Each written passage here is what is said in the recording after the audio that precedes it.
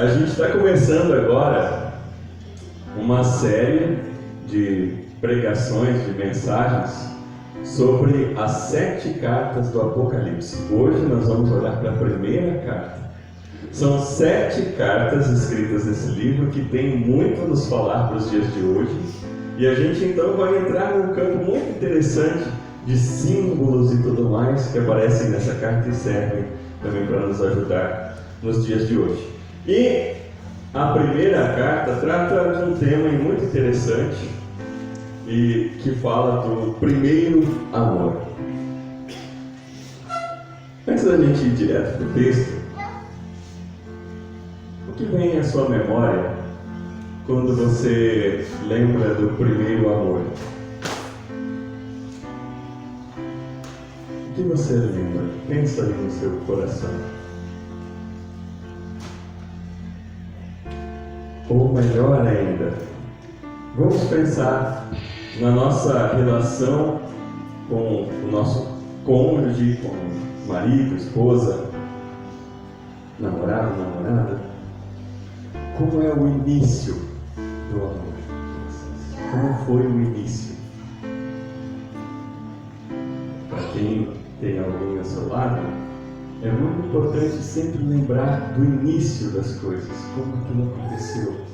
Porque no início a gente é tão apaixonado, não é assim? As más línguas dizem que os bichos crescem, né, com o passar dos tempos, né? Porque no início é o bichinho carinhoso, né?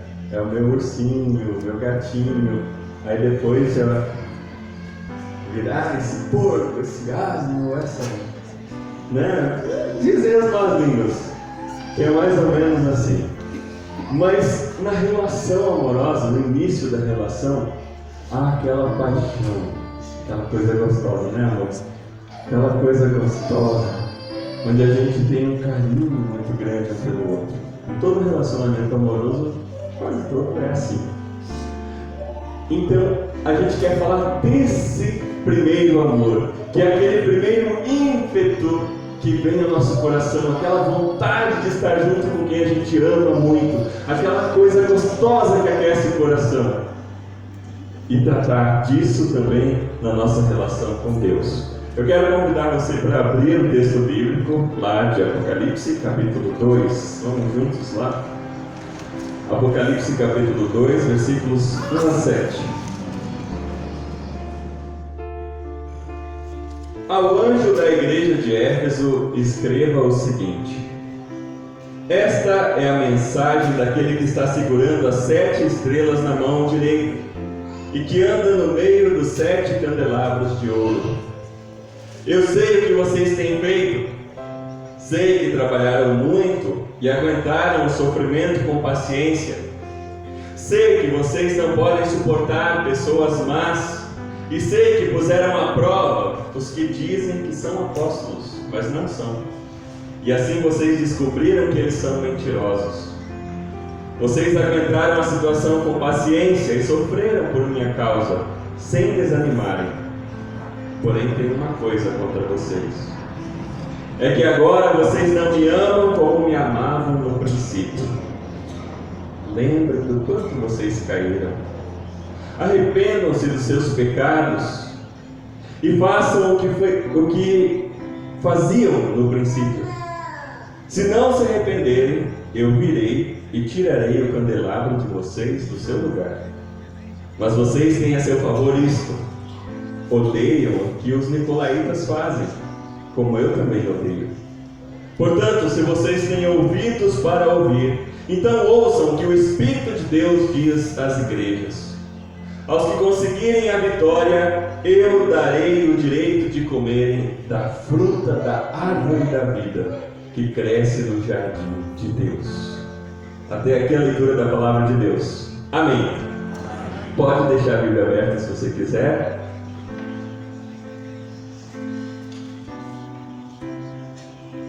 Em primeiro lugar, a gente está lidando com o livro de Apocalipse, e vocês viram que tem uma linguagem um pouco diferente. Apocalipse é um livro que usa muitos símbolos. Ele é uma visão de João E essa visão mostra aquilo que Deus queria comunicar ao seu povo, especialmente no momento de grande dificuldade. O pessoal estava sendo perseguido por causa da sua fé.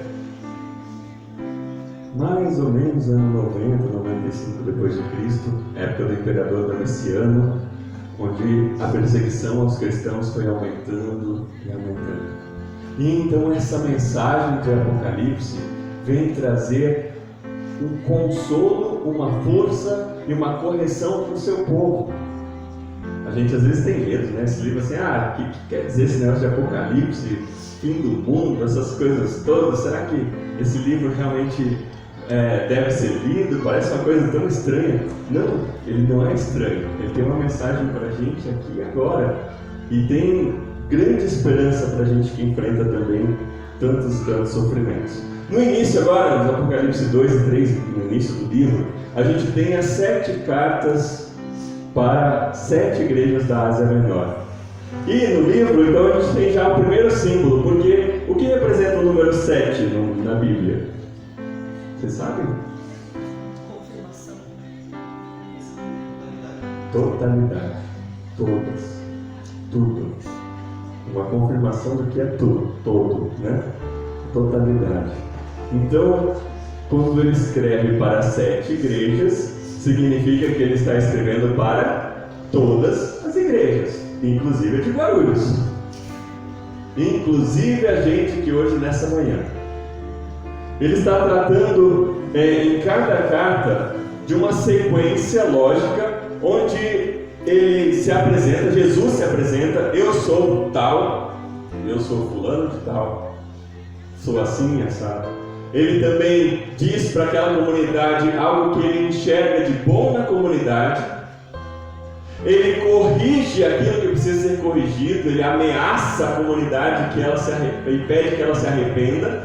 E então também dá uma promessa para aquele que ouvir, chama a ouvir o que o Espírito diz às igrejas. Todas as 7 cartas têm essa sequência. Jesus se apresenta, tirando uma exceção ou outra, Jesus se apresenta, ele então fala aquilo que está acontecendo, chama a correção e dá uma promessa. Primeira carta então de hoje que a gente tem é a carta de Éfeso. A cidade de Éfeso era uma cidade marcada por um povo muito religioso. E esse é o primeiro aspecto importante. Porque a gente acha que o importante é cada um ter uma religião. Não é verdade. Em primeiro, se fosse isso, Jesus nem precisava ter vindo, muito menos morrido por ninguém. Porque religião já tinha de sobra naquela época. Eles adoravam a deusa Diana, principalmente, ou a deusa Artemis. Na mitologia romana é a Diana e na mitologia grega é a Artemis. É a deusa mãe, a deusa que cuidava da caça, cuidava das crianças, cuidava dos jovens, era a deusa mãe. Eles adoravam essa deusa, fervorosos. Eles também defendiam o culto ao imperador. O imperador da época se denominava como um deus na terra. E então as pessoas deveriam adorá-lo como Deus. Deveriam adorá-lo. Quem não adorasse o imperador como Deus era perseguido. Hoje em dia, nós também temos coisas que querem tomar o lugar de Deus e serem Deus para mim e para você. A gente tem coisas, deuses falsos, que querem tomar o lugar de Deus verdadeiro no seu coração. Esses deuses falsos também pode ser o imperador. O nosso imperador lá, o Bolsonaro, pode ser ele, pode. Tem gente que o defende como se ele fosse Deus. Eu estou apavorado, porque ainda tem gente defendendo ele como se fosse Deus. Ele não é Deus, ele é humano. Pecador, falho, como nós. O culto ao imperador pode ser também o culto ao dinheiro. O culto àquilo que eu considero mais importante e não aquilo que a palavra de Deus considera mais importante. O culto ao lazer Se eu não tiver lazer, se eu não viajar, se não fizer isso, se não fizer aquilo, a minha vida não tem sentido. Vocês veem como a gente coloca em coisas que não são Deus, status de Deus? E aí o que Jesus Cristo diz? Como ele se apresenta para a comunidade de Éfeso? Olha o primeiro versículo lá. Como ele se apresenta? Quem ele é? Primeiro e segundo versículo. Aquele que segura 7 estrelas na mão e que está no meio dos 7 candelabros. Você, mas que bicho é esse? Se você olhar os versículos antes, no final do capítulo 1, ele está falando o que são as 7 estrelas e os 7 candelabros. Ele fala que as 7 estrelas são os 7 anjos das 7 igrejas e os 7 candelabros são as 7 igrejas. E esses anjos aí podem ser a igreja espiritual, aquela igreja que a gente não vê, que é a união de todas as pessoas que creem, que não é a igreja de paredes. Tá? Então ele diz assim: eu sou aquele que tem as 7 estrelas na mão, aquele que tem as igrejas em sua mão, aquele que tem todas as pessoas que creem em sua mão, aquele que tem o poder sobre a vida das pessoas, aquele que segura as pessoas em sua mão. E é interessante que essa é uma figura também usada pelas pessoas para mostrar o poder do imperador. Tinha moeda naquela época. As nossas moedas hoje não tem ainda algumas caras, né? Vocês já devem ter prestado atenção nisso. Naquela época tinha a cara do imperador lá, segurando, adivinha o quê? 7 estrelas, para mostrar o poder do imperador. E aí Jesus diz: não é o imperador, não são esses ídolos que seguram as estrelas, sou eu que tenho todo o poder nas mãos, e eu estou no meio da igreja, porque eu sou o centro da vida da igreja. Eu sou o centro, diz o Senhor, o centro da vida da igreja e o centro da nossa vida. Por isso, a pergunta que eu devo fazer nessa manhã, já em primeiro lugar, é: o centro da minha vida é Jesus Cristo? Ou é outro centro? Em tudo que eu organizo a minha vida, o meu tempo, o meu dia a dia, é Jesus Cristo? Ou ele não está no centro dos 7 candelabros da igreja, da vida? Jesus nos conhece e ele então ele se apresenta para a comunidade e em seguida ele diz assim: eu conheço as tuas obras, ou na nossa linguagem que vocês têm aí, eu sei o que vocês estão fazendo, eu sei como vocês têm vivido. Jesus Cristo conhece a minha vida e a sua, ele sabe de cada passo que a gente dá, ele sabe quais são as nossas prioridades, ele sabe no que a gente tem se dedicado. E ele vê também aquilo que a gente faz de bom, porque ele olha para a comunidade, para a igreja de Éfeso, e ele diz assim: eu sei que vocês têm trabalhado bastante, eu sei que vocês têm aguentado o sofrimento, e que vocês não toleram a maldade, as pessoas más no meio de vocês, e vocês não toleram os falsos profetas, as pessoas que pregam aquilo que não deve ser pregado. Jesus elogia a comunidade, Jesus elogia aquilo que ela tem feito certo, Jesus elogia também o que você tem feito certo. Eu sei que você é trabalhadora, eu sei que você é uma pessoa que luta, que corre atrás. Eu sei que você é uma pessoa que não aceita a maldade.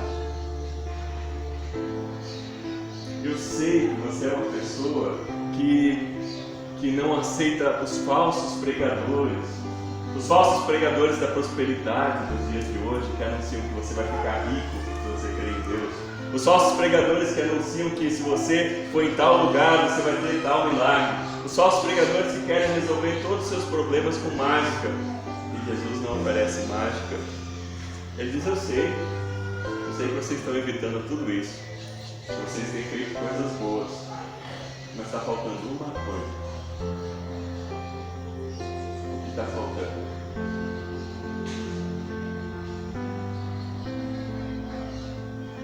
O que estava faltando? Lá para a igreja de Éfeso estava faltando o amor que eles tinham no início. eu acredito que falta para mim também e para nós. Quando o casal começa a se desentender, começa a criar toda aquela rotina, os problemas vêm e tudo mais, uma das formas de você lidar com tudo isso e ter forças para passar pelas crises é fazer o quê? É retomar aquilo que foi vivido lá no começo. É contar de novo um para o outro como foi o início. Vocês fazem isso às vezes, quando o pessoal aí que é casado? Não fazem mais? Recontar o início. Como foi quando a gente se conheceu? Como foi aquela paixão do início, aquela paixão do início?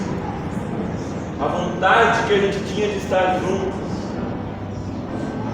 De vez em quando, né, amor? Agora eu vou falar de novo da gente, ela faz cara feia. A gente fica contando, a gente tem só 5 meses de namoro, nem isso. E a gente já fica contando a história lá no começo, como se tivesse passado um maior tempão, né? Fica contando, nossa, a gente se conheceu, foi assim, foi assado. E quando a gente está triste, isso anima a gente. Lembrar do começo. Essa é uma das formas de enfrentar isso. Lembrar do nosso começo como casal. Lembrar do nosso começo como cristãos. Como foi quando você decidiu ser cristão? Eu nunca decidi, eu sempre fui na igreja. Ok, mas em algum momento isso passou de uma tradição para uma fé, ou você ainda está morto espiritualmente. Mas em todos os casos eu espero que vocês sejam vivos espiritualmente. Então, se você está vivo espiritualmente, em algum momento, ou em alguns momentos da sua vida, teve algo que te motivou, que fez você ir em frente, que fez você pensar assim, esse é o caminho que eu quero seguir a minha vida inteira, esse Deus é que eu quero seguir a minha vida inteira, esse Senhor Jesus é para o qual eu entrego a minha vida. Se você começa a pensar no início, você de novo tem ânimo para seguir em frente, porque as dificuldades da vida fazem aquele ânimo ir se apagando, os problemas da vida fazem aquele ânimo ir se apagando. Os problemas que a gente enfrenta no nosso dia a dia, a falta de tempo, faz aquele ânimo ir se apagando, e a gente vai deixando de lado, e vai vivendo as coisas como uma rotina. A comunidade de Éfeso, ela tinha em suas mãos a palavra de Deus, ela tinha o Senhor vivo com ela, mas ela estava vivendo a rotina. Vou trabalhar, vou resistir aos problemas, vou fazer o bem ao próximo, vou seguir a ortodoxia, não vou aceitar falsos pregadores lá na igreja, mas é isso. Se tornou uma ortodoxia fechada. Eu sei o que eu devo crer, mas aquilo não está no coração. E eu acredito que a gente também vive assim muitas vezes. A gente faz com que os problemas e as rotinas da vida abafem o amor de Deus na nossa vida. E aí Jesus diz, voltem ao primeiro amor. Voltem ao primeiro amor. Voltem ao início do nosso amor. Porque a relação com Deus não é uma relação de religião. A relação com Deus não é uma relação protocolar. A relação com Deus é um relacionamento de amor. Deus me ama e eu amo a Deus. Por isso Jesus chama a igreja, voltem. Voltem aquilo que é mais importante. Voltem aquilo que é mais importante, senão o que vai acontecer? Divórcio. Ele diz simbolicamente para aquela igreja, eu vou retirar o candelabro de vocês. Se o candelabro é a igreja, ele diz, eu vou terminar com esse negócio aí.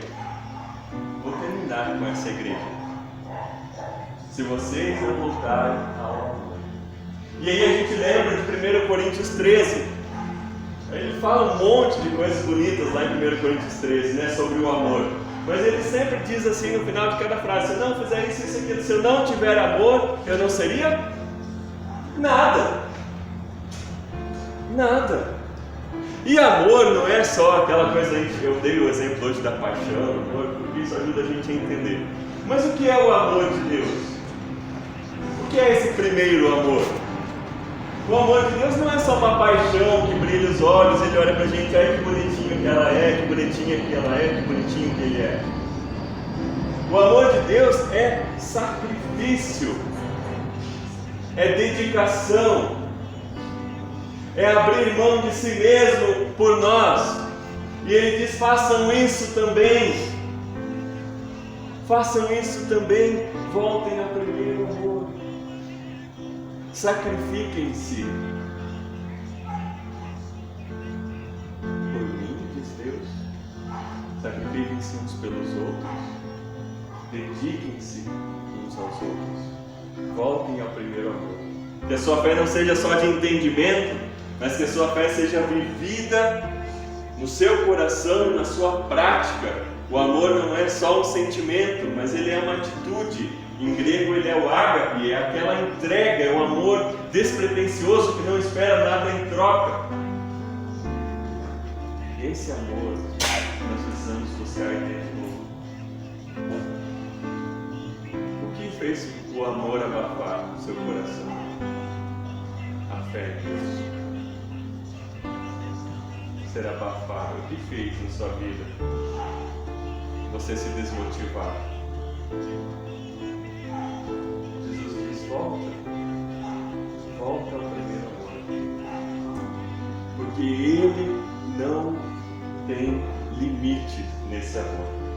Ele espera que a gente então viva esse amor com Ele, como um amor do início. E a gente pode sempre de novo retomar esse amor. A gente pode de novo sempre reviver esse amor em Cristo. Basta a gente pedir e Ele nos dá.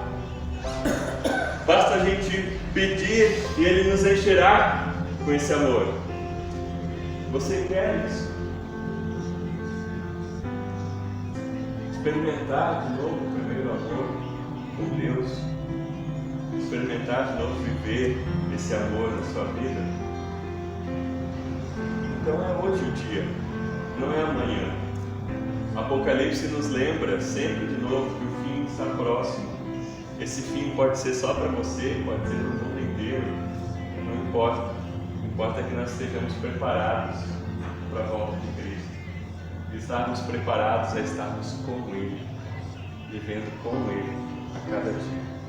E quando a gente vive com Ele, o amor dele transborda em direção ao próximo. E Jesus não diz simplesmente, volte e tal. Ele dá uma promessa. Ele tem uma promessa para aquele que volta. Qual é essa promessa? Versículo 7. Olha lá, você tem aberto ainda. Qual é essa promessa? Aqueles que conseguirem a vitória, eu darei do fruto da árvore da vida.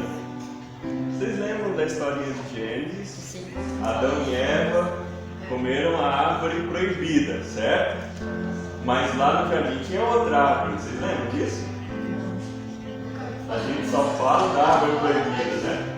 Mas a árvore boa ninguém quer falar, né? A gente só lembra do que é ruim. Lá tinha duas árvores. A árvore da vida é a vida eterna. Por isso no final, quando Deus expulsa Adão e Eva, diz, eu vou expulsar para que eles não comam da árvore da vida e não vivam eternamente. Deus expulsa o ser humano do paraíso para que ele não tenha acesso à eternidade. Você entende que a gente, como ser humano, vive a vida em direção à condenação, distante de Deus, a não eternidade com Ele? Que não é automático que a gente morre e vai para o céu, como dizem as crianças, como a gente fala para as crianças. Deus expulsou a humanidade do paraíso e Ele diz, voltem para o paraíso. E como eu vou voltar? Por meio de Jesus Cristo. Jesus Cristo diz, se você viver comigo, volte ao amor comigo, você vai poder comer da árvore da vida. Isso simbolicamente significa que a gente vai poder ter a vida eterna, a vitória sobre a morte. E é essa vitória que nós recebemos pela graça de Deus, por amor, porque Deus te ama. Então, há uma promessa. Fique firme nessa promessa. Confie que Deus quer te dar a vida eterna. Confie no amor dele. Volte ao primeiro amor e ame a Deus acima de todas as coisas. E ame